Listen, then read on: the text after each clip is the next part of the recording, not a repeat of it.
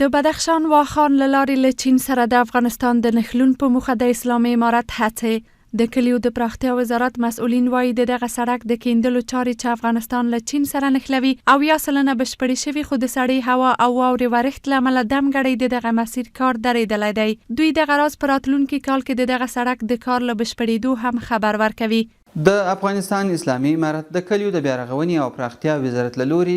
د بدخشان ولایت د واخان ولسوالۍ د سرحدي بروغیل څخه بیا د چین تر پولې پورې چې د 120 کیلومتره سړک چارې پیل شوې وې او 90% مخته تللي چې اوس مهال یې د هوا د سړېدو او د واورې د ورښتونو له کبله چارې ولاړې. د هوا په ښه کېدلو سره به د یاد 120 کیلومتره سړک چارې بشپړې او دا سړک به په جغل اندازي ډول د چین تر پولې پورې ورسیږي.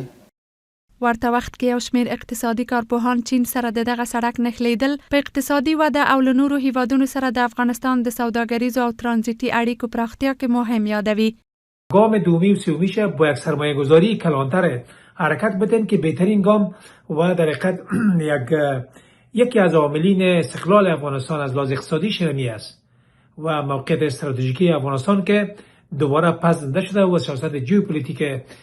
و جیو استراتژیک پاکستان در حقیقت رفته به آب. چین یکی از کشورهای مقتدر اقتصادی است و در شرایط موجود رو به انکشاف هم است اقتصادش. بر پیمانی که روابط درست و دقیق و عمیق ما با کشور چین داشته باشیم از این مزیت ما میتونیم بهره لازمه برده باشیم و همچنان عملی کردن طرح بیارایی که به سود همه کشورهای زی داخل تمام میشه من جمله به افغانستان هم